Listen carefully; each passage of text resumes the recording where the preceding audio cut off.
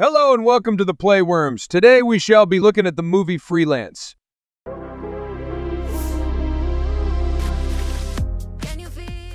Mason Pettis explains that he planned to become a lawyer but dropped out of law school after 1 year to enlist in the U.S. Army because he did not want a stereotypical life. After he performed well in training and was selected for Special Forces, he fell in love with his wife Jenny and had a daughter, Casey. On a mission in Paldonia, South America, to kill dictator Juan Venegas, Mason's team is killed, and he is badly injured, forcing him to return home and restart his law career. Years later, Mason and Jenny have fallen into a rut in their suburban life. Mason is visited by his former boss, Sebastian Earle, who now runs a private security firm, CDI. Sebastian offers Mason a job to protect a journalist traveling to Paldonia to interview Venegas. Mason is hesitant because he blames Venegas for the death of his comrades. Still, Sebastian convinces him to accept by offering a $20,000 payment. Mason does research on Claire Wellington, an award-winning journalist who was disgraced after a fact-checking scandal. Jenny and Mason fight, and Mason agrees to move out of the house. Jenny is angry to learn Mason is going on the mission and risking his life, but he still decides to leave. Mason meets Claire and they fly to Paldonia. Claire explains that Venegas has never agreed to an interview until now, so this is an opportunity for her to rebuild her career. Venegas picks Claire and Mason up at the airport. Claire and Venegas bond over their mutual acquaintance, Ellie, Claire's college roommate who introduced them. Venegas talks positively about his country, but it is clear the citizens of the capital do not think highly of him. On the road to Venegas' estate, the caravan is attacked by militants, killing all of Venegas' security. Mason takes control, killing the attackers. Venegas is thankful for Mason's help and tells Claire that the attack was an attempted coup. However, Mason wants to leave the country. Claire is adamant they stay to cover the story. Colonel Jane Chorus receives a call telling him that all the men are dead. Mason, Claire, and Venegas make their way through the jungle. Mason calls Sebastian for backup and is directed to a clearing for a rescue pickup. Venegas calls his nephew Jorge Vasquez and learns that Jorge was behind the assassination attack so he could seize the presidency. Mason insists he and Claire leave, though Claire is upset to give up this career-making opportunity. While awaiting extraction, Mason and Claire are attacked by mercenaries and chased through the jungle. Mason kills most of the men, and Venegas shows up to save them from a final attacker. Jorge and Cohorst meet to discuss the situation. Cohorst explains that his clients are disappointed Venegas has not yet been killed and threatens to kill George if the job is not finished.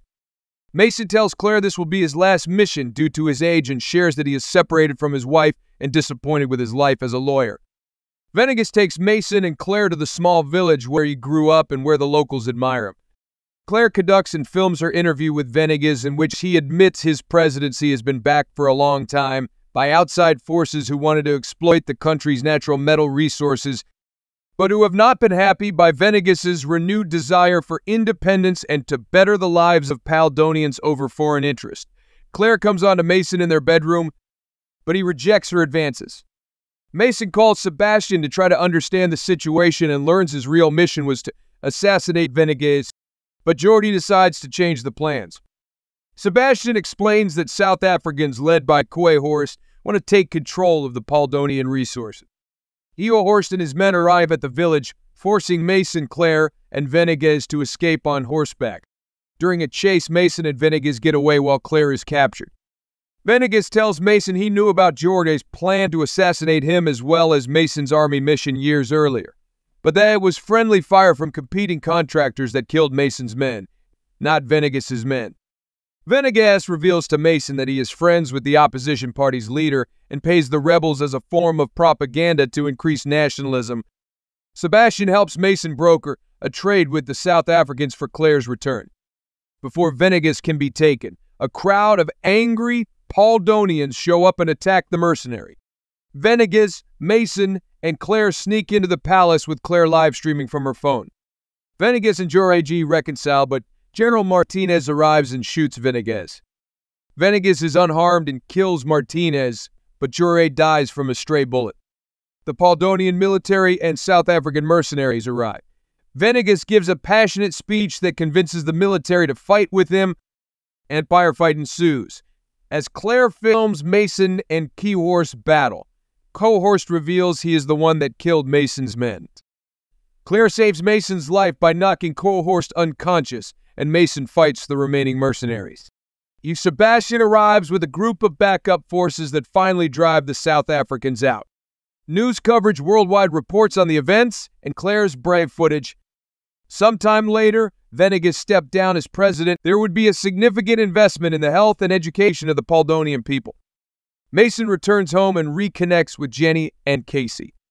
Mason discovers that Venegas has given him $5 million. Mason decides to spend more time with his family now that he knows his purpose. Well, here ends our today's recap. Consider sharing the video and subscribing to our channel to support our work.